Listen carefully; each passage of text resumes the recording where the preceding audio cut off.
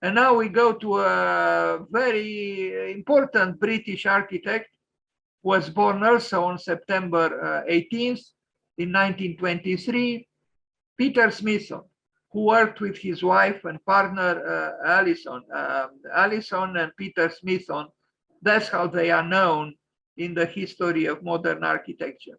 Alison and Peter Smithson, and here they are. And at one point, they were the best known British architects in the world. They didn't build a lot, and they didn't actually build in a very spectacular way, but they are very respected even today, and perhaps with good reasons.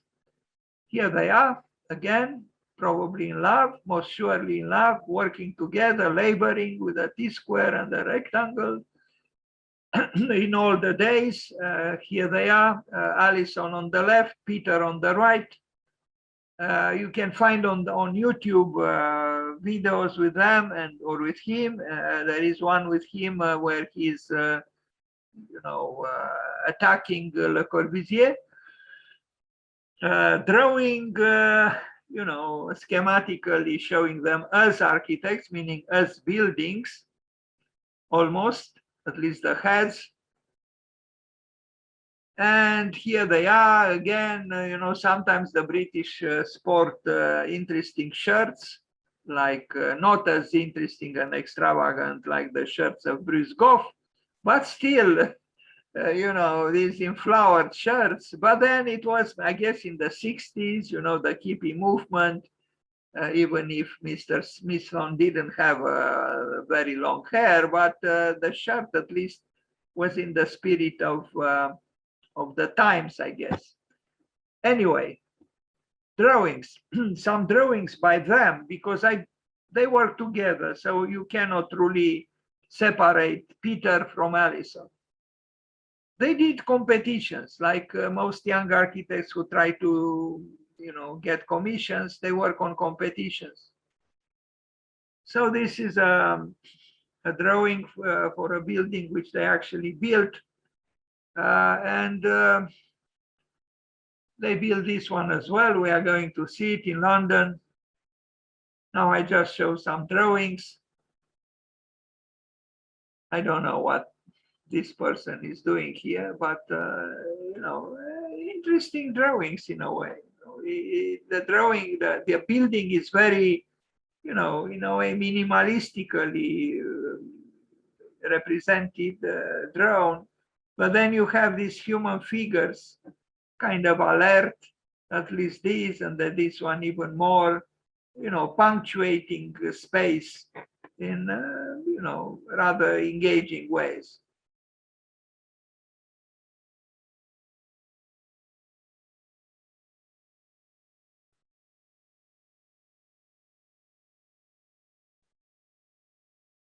And at that time, of course, they drew manually. Here is an important French actor. I forgot his name. Philippe, something with Philippe. Anyway, these are just renderings or drawings, which, again, you can do a very, sensitive and relevant drawing with simple means. You just build a perspective. Simply, it's a modern building, and then you introduce some elements of, you wonder how could you, objectively, you cannot see this here.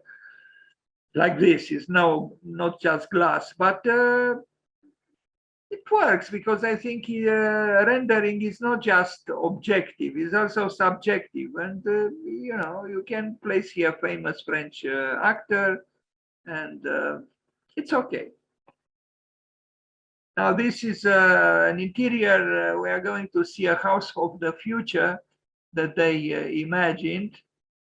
This is a building. I think this was built in London. I'm a little bit confused because this axonometric looks a little bit different, or maybe it's just a project for a competition. This was built, and we are going to see it, kind of interesting. And I like this urban planning, which is, it's not Cartesian. It has a movement, almost a subversive movement, if I can call it so. It has a level of intricacy and, a little bit labyrinthical. So it's not just order here. It's also a certain level of a certain degree of disorder. Not so much in this section. I mean, talking about disorder. Now, the House of the Future project, which was built for an exhibition, is here. And, the future, I read somewhere that Brazil is the country of the future, and it will always remain so. Here we have an interior which was dedicated to future, and perhaps, although this was done probably more than 60 years ago, or around 60 years ago, 55, 60 years ago, it could still be somehow, the house of the future. And here we see some interesting, notations or, data, so to speak, heated flooring. This was done. The nylon clothes. Now, I don't know about that. I mean, nylon clothes are not so comfortable. Glass reinforced chair. Okay, trolley with warmed compartment and the infrared griller. So this was really about the future, wishful thinking. Table rises from floor. Well, from where should it rise? Well, I guess, when it says rises, it's like that it could go down into the floor again when it's not used. Folding perspex chair. I don't know what perspex is, but I guess some kind of a plastic. The plastic finish molded walls. The transparent plastic wall. So plastic appears a few times here. Times change now because today plastic is considered, not really a sustainable material. But at that time, there was no interest in so-called sustainability. So, the clothes were imagined to be, even desired to be made of nylon, and then, transparent plastic walls and folding perspex chair and plastic finish molded walls. Okay, we see other images of this under project, an axonometric image of the plan, which is kind of interesting, even by today's standards. Ideal homes. This is the plan. And it is interesting, somehow it's more interesting than the built work. It looks more, complex somehow, and even visceral to an extent, not to a large extent, but still. It's a rectangle, but within the rectangle, there are islands of organicity. Most of them, I guess, in plastic or, derivatives. An interesting plan, nevertheless. And, something like this could be done even today by Japanese architects, or not just Japanese architects. I was thinking a little bit of the Rolex Center by Kazuyo Sejima and her partner.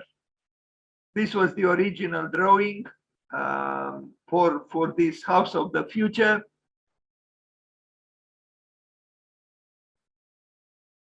And other images where you see they were not concerned just with the house, but also with the inhabitants and the way they were dressed. So there was some kind of a meeting between architecture and fashion. Here is the plan again, and it looks interesting. It is interesting. It shows clearly that they had, artistic concerns and talent and aspirations. Yes.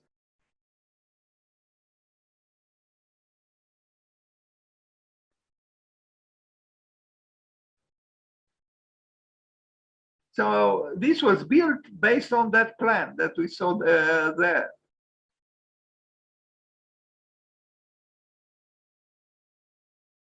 Those magical 60s, you know, when the world was flirting with optimism and energy and revolution. I suggest to you to watch a very nice film by Michelangelo Antonioni, the very important Italian film director. It's called Blow Up, and the action takes place in London around that time in the 60s or early 70s. It's a very nice film, and it's about kind of what we see here to an extent. Now, of course, the man is reading the newspaper and the lady is cooking, because this is, you know, concerned with preparing food, while he is leg over leg, reading the newspaper with his back towards her. So, welcome to the discrimination between man and woman. Even in a progressive society like the British society of the 60s. Nice bathtub.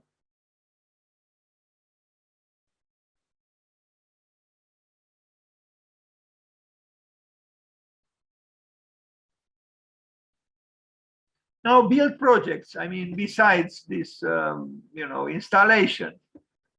The Smithdon High School in Smithdon, Norfolk, from 1954, 1954. So almost 70 years ago. I like this building. It's kind of an international style building, but it's very well it's very well crafted, and it's somehow the presence of this stone wall adds something to the work. You know, the structure is very clearly defined and expressed, but there is an elegance to it, and so the work is honest in its display of materials and structure, but there is a feeling of it's not a heavy building. I mean, this is heavy here, but you know, the major part of this complex is not. Maybe that one was not even built by them. It's possible. And I think even you know, for the present, this building doesn't seem to me to be, you know, an all-timer. If you build something like this today, it would be considered quite, you know, legitimate somehow, even if it's not a fluid architecture, it's not an organic architecture, it's a, you know, it uses rectangularity and a Cartesian spirit, but it has an elegance that I think should be appreciated. And the interior, as you can see, has colors, primary colors. It's a joyous, actually, building. It's not an oppressive building. 1954, accordance at the School of Smithdon, Norfolk. Now a house from 1956, the Sagan House. Yesterday we had a discussion with a young architect who participates often at this at our meetings on Zoom, about the new and the old, but about invention and tradition. Now here we see an example where actually they try to negotiate between the old and the new. There are interventions that are clearly by them. They were not part of the old building, but they are incorporated in an older building. They didn't build this building, in my opinion. You look at the chimneys, these are old. So they brought the new to the world, to the old. So there isn't really a frontier, a brutal separation between the new and the old. It's some kind of a, intertwining, intermingling.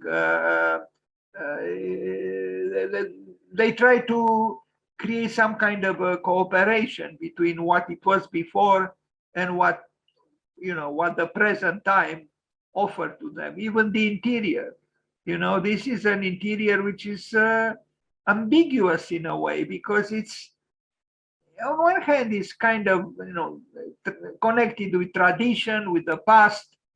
Even the pieces of furniture add to this feeling. This is really what the past did. But then at the same time, there are maybe this big opening is a rather modernistic intervention. And you see in this elevation, it's a building that probably maybe they amplified, but it's a building that has modern insertions like these windows, and they are simultaneously present on this facade with a door which I'm sure was not designed by Allison and Peter Smithson. It's such a difference between this framing of the window and this door. This is an old door, but this is not old. So you have the old and the new present at the same time in the anatomy of the building. And this you see also in the interior. There are parts which belong to the old, there are parts which belong to the new. And yes, it's not a radical architecture, it's not. They try to insert touches of modernity within an older building. And I think they succeeded to an extent, and it is kind of interesting, this cohabitation between the old and the new.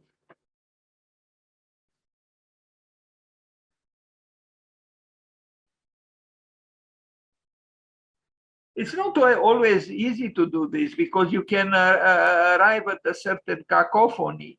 It's difficult actually to marry, stylistically different elements in the physiognomy of the building.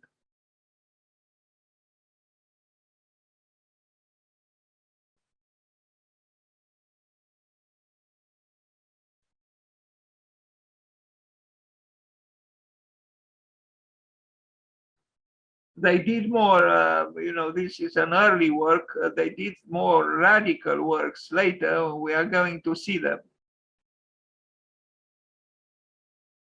Interesting also the drawings, the renderings, the manually drawn, elevations, with something, childlike in a way about them.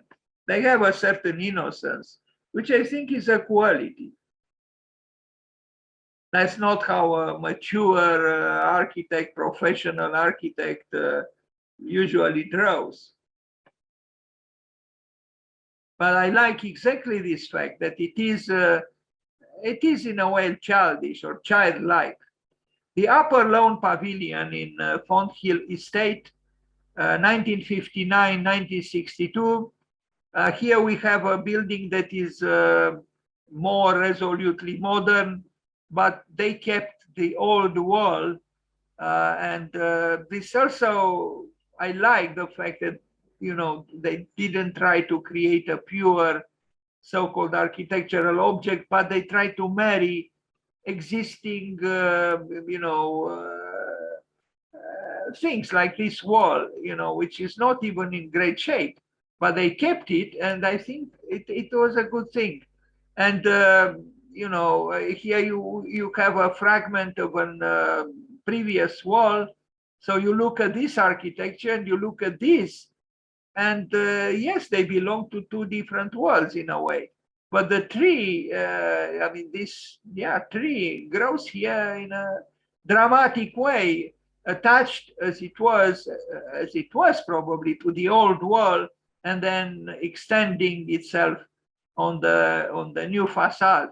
I like to think, and maybe that's how I put it correctly, that the tree is attached with more affection towards the old world than towards this, because really, how could you marry, this, the artificiality of the new with the, with the organicity of nature. Yeah, you see, it cannot even attach itself to the opaque parts of the elevation. It can't. I don't know what it is here, maybe metal, but here it can, and it did. But it's an interesting project. It's an interesting work, because it's modern, it's clearly modern, but then there are parts of the old that they kept.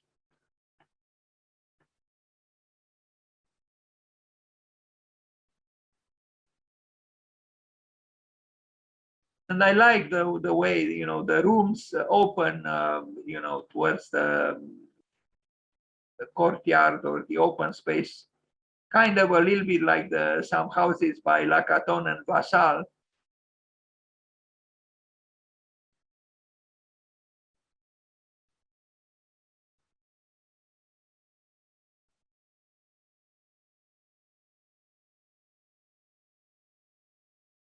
Interesting also that they used a ladder which is, abrupt, and Mr. Neufert would have protested against, but this is done everywhere in the world, and, it works. You might even have pleasure in using an uncomfortable stair, which is actually not demanding. I mean, it is demanding in the sense of using it, but otherwise it's a modest presence in the house. The house is more or less a box when you see all the doors closed, and definitely modern. But I like very much the pavement here, and also here. Some might say it's not perfect, but this is a virtue that it is not perfect. It's like the bark of the tree almost, except that it's horizontal and is done with stones. The stone finds itself also inside the house, and you wouldn't expect to find, maybe it's the chimney here, I don't know, but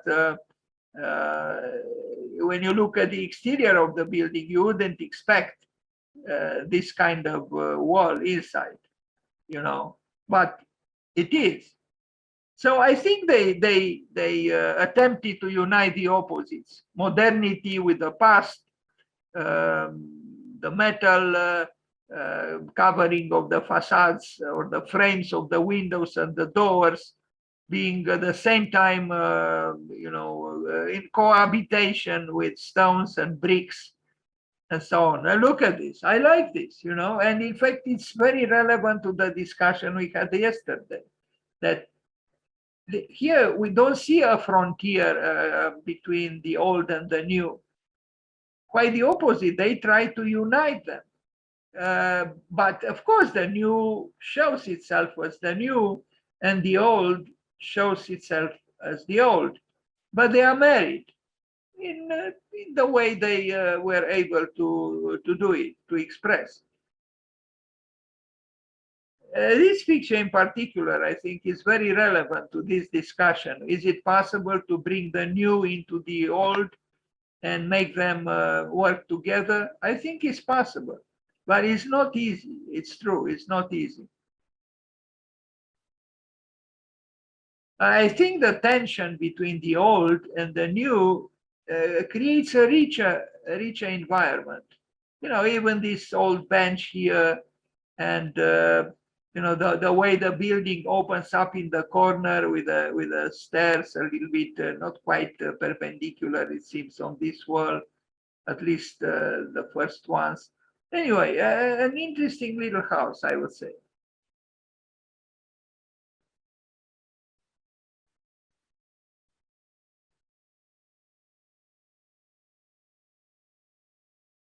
Allison and Peter Smithson.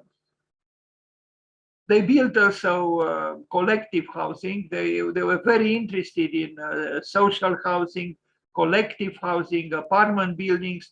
And you can see on YouTube several videos with this theme. So now we arrive at a building in Piccadilly in London, in an important area in London, the Economist building. From 1959 to 1965, there are actually several buildings. It's not just one, but they all belong to the same function and the same companies. This one was by him, this one also. And yeah, you might say from today that they are, what's so special about them? But I think they were masters of discretion, actually. You can, if you study carefully the buildings, you discover subtleties that at the first sight, you might not see them. Yes, it's the language of 70, 60 years ago. Yes, it's done with a certain, reticence, but still they have, I think, a certain monumentality, which is not crushing. I mean, yes, there are even, not perhaps innovations, but look at this huge window here. It's huge even by today's standards. And then smaller windows. I think it's an interesting work. I myself didn't analyze it too carefully, but I think it deserves to be analyzed.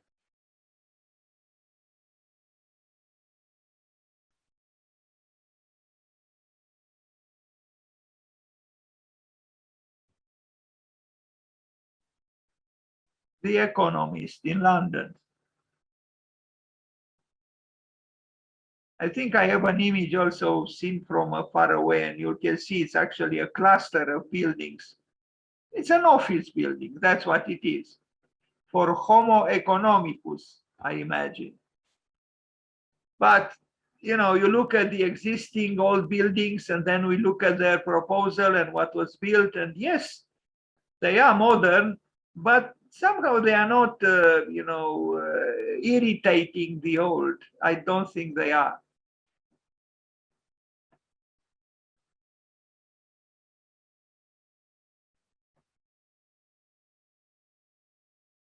I read that Allison and Peter Smithson were actually the best known British architects for a certain period of time in the 50s and 60s.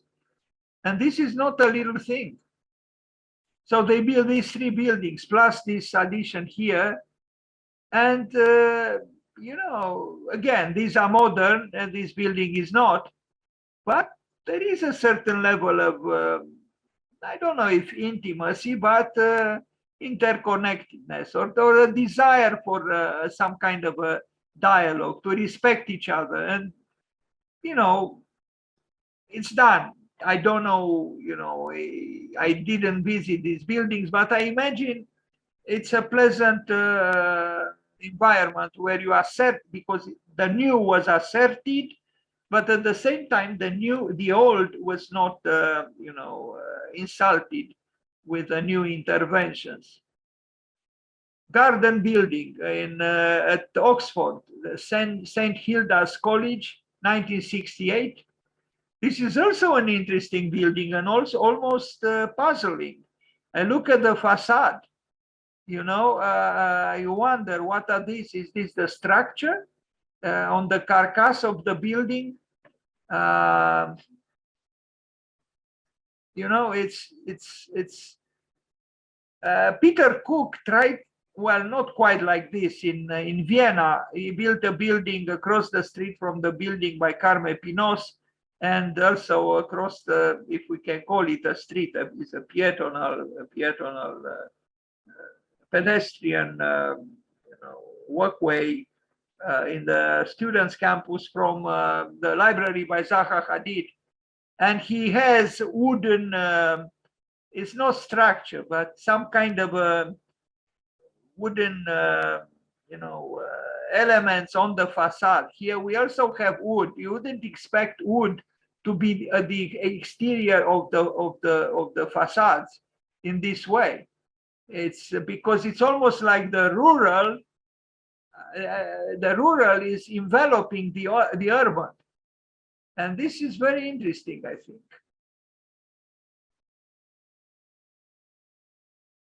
Why they did it this way, I don't know, but it is interesting. And, you know, where you have in a campus like Oxford done something so, you know, in a way,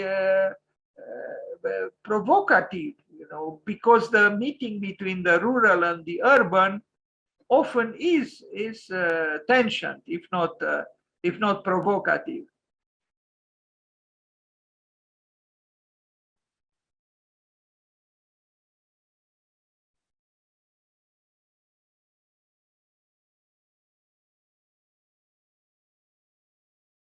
Because it's a hybrid structure, you know, you have the concrete structure, and then you have these elements which are, you wonder, you know, they are not structural, but what is their role, you know? Interesting. It has to be studied. Other pictures with these complex of buildings are perhaps less interesting. But we see also the same language in wood that we see outside. And I like this. It's this meeting between what we call the rural and what we call the urban. And these touches of rurality, if I can call them so, might refer to a certain affection towards the past, towards what we call tradition. But they bring warmth to the building, although the building is in its planning, in its specificities, it's actually a modern building. But through these wood presences, I think the possible brutality of modernity is softened. And yes, I think it's interesting, you know, this idea to marry wood with concrete in this way is, I think, innovative. And the plants seem to like the building. That's why they climb on the building.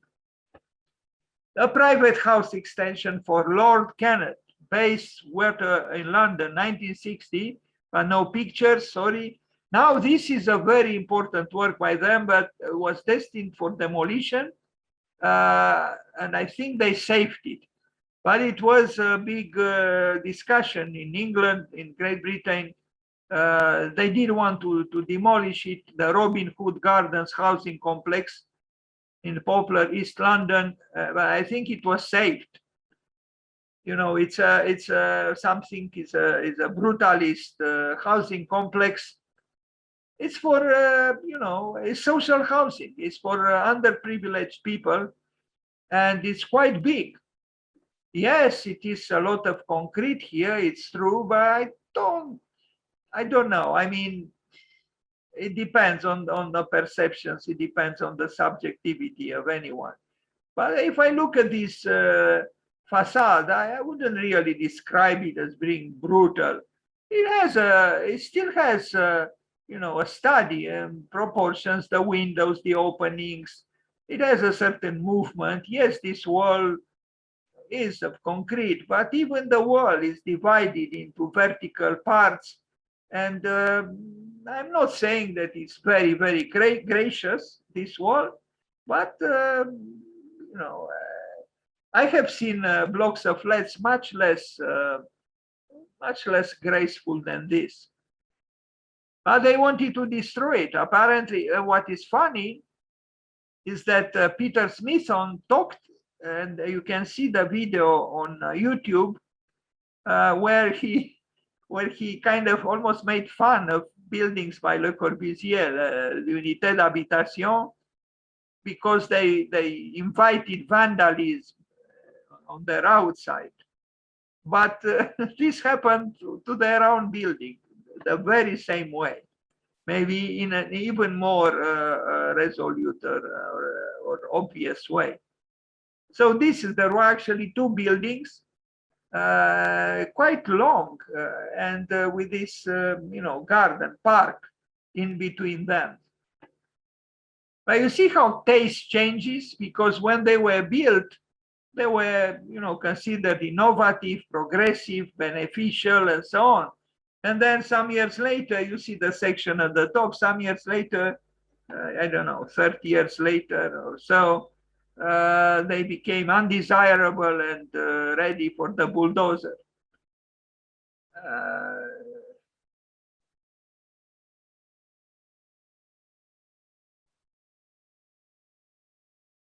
So again, could you actually say that this building, and look how interesting is even the staircase, how it becomes ornamental to an extent.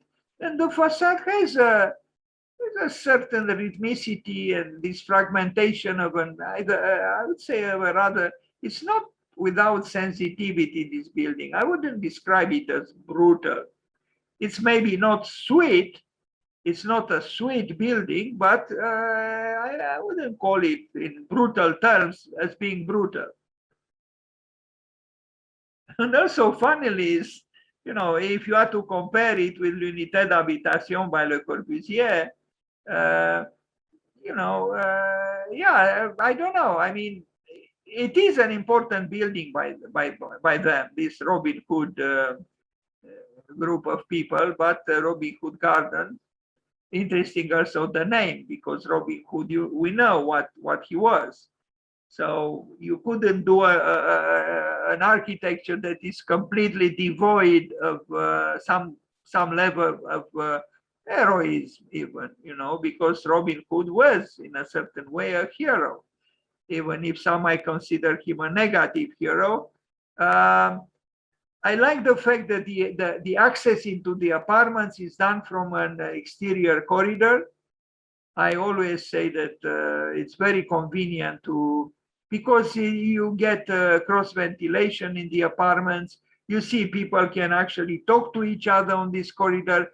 Is a place, an additional place where people could meet. We cannot truly say the same thing about the interior street, La Rue Intérieure, inside the l'unité d'habitation building by Le Corbusier, because there is no natural light, there is no ventilation. It's different. Here is, you look over the parapet, you see trees and the sky and the city. So I think it's much more conducive to meet people here and talk and so on.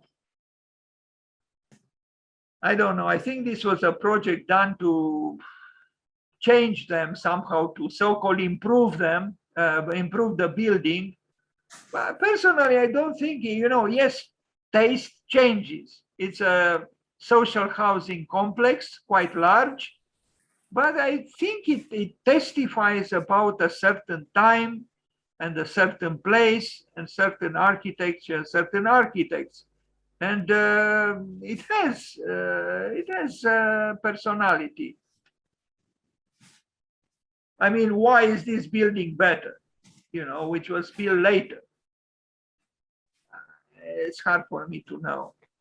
This also probably used prefabrication. I imagine that these elements of the facade were prefabricated. So it had elements of even this wall here. There is an element of progressivism here. And here you see the apartments having access from the exterior, balcony or corridor. They are modest apartments, but I think they function very well. And they are duplexes, you have 2 floors at your disposal. So I wouldn't say at all these are, apartments to be teared down, to be, cursed and demolished. But taste changes, yes. What can you do?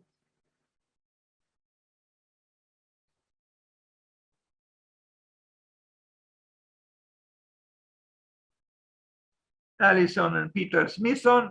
And here we see also details of the facade. It was crafted in a certain way. It's not so simplistic as it might appear at first.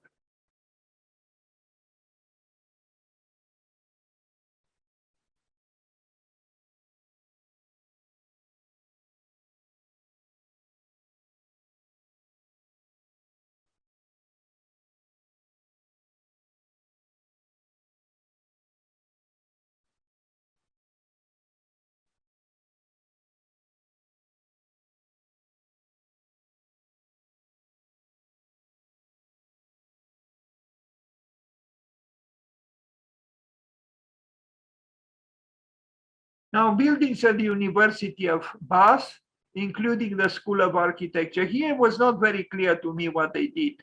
Maybe they mingled so well with the existing and the old that I don't know. I tried to discover what exactly they did because there were existing buildings.